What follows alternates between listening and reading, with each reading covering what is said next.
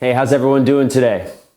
Pete back here, talking about blues improvisation again. So for my last video, what I did was I composed a solo that we played over a 12-bar blues in the key of A. This solo utilized various scales that we had been discussing in previous lessons, like our different blues scales, our minor and major blues scales, our minor and major pentatonics, Mixolydian scales. And then in one of those videos, we also actually combined all of the notes in those scales to create like this weird hybrid scale.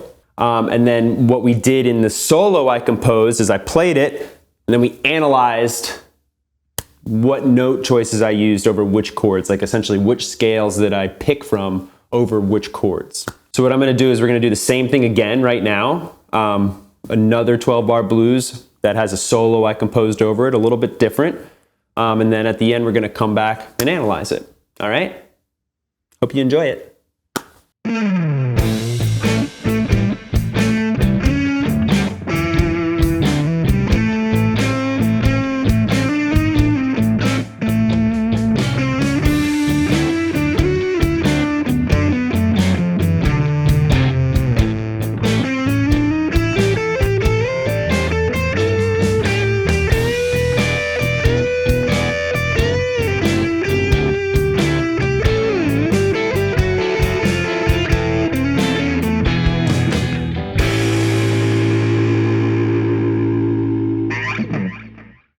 All right, so I hope you enjoyed that solo. We're gonna do a little dissection now, see exactly what was going on there. All right, so I got my guitar, I got a pick. I got the sheet music up over here, so if you see me looking over there, it's because I gotta remember exactly what I played. All right, so in bar one, we had an A7 chord. Okay, so what I just did is I went to my first box of my A blues scale, A minor pentatonic, and I played the low A, and then I did an octave to A, G, A, G. Okay, so that's just minor pentatonic. Then we have a D chord now, D7. And here what I actually did was I used the major pentatonic from A, using a happy blues lick, right? So I went C natural, then I borrowed the C sharp from the major blues.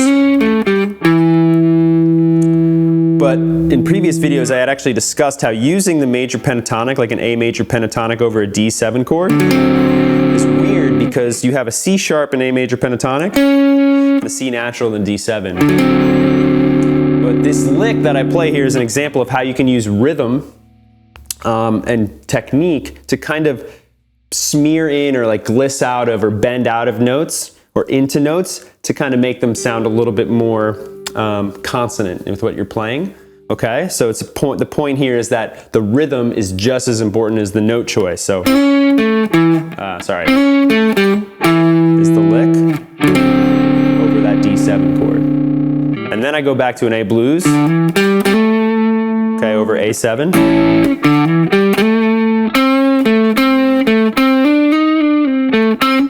That is just straight classic A minor blues scale, okay? Then I lead into, I'm coming into it here, what am I doing here? Yeah, D major pentatonic, okay? Like a D happy blues. So I use A happy blues to kind of create a leading tone into the note D here, okay? So I'm over a D7 chord, so the note D is a good choice, or safe choice, I should say. And then I just do a bunch of slides.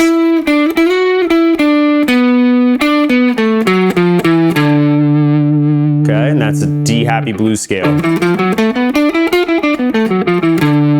Okay. Now I'm back to A7. Okay, this is the, what measure is this? The 7th measure. Now what do? I do,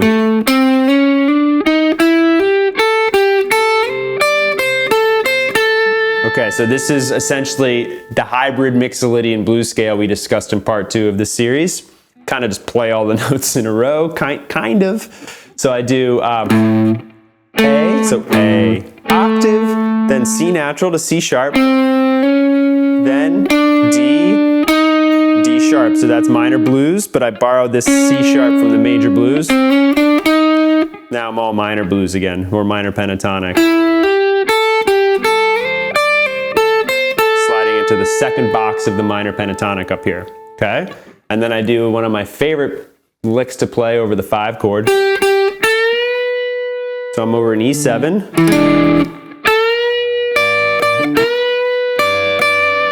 So what I'm playing here is I'm playing B, I'm bending the note A. Ooh, a little out of tune. And what I'm doing is I'm bending the note A to B. So I'm playing B and D, which are the 5th and the 7th of an E7 chord.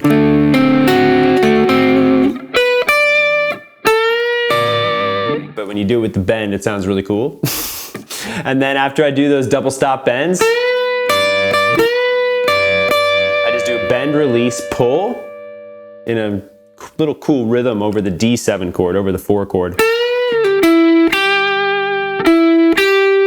Minor pentatonic lick, again, coming back into a blues turnaround. Okay, so the last 2 measures of the blues, it's very common to use a turnaround. Like I said in the last video, I'm not gonna dive into that in this series. Blues turnarounds deserve their whole dedicated series, okay, or at least a long form video. But essentially, this is what the lick sounds like, and you can copy the lick and maybe start to incorporate it when you're playing over certain blueses, okay? So here's the turnaround lick.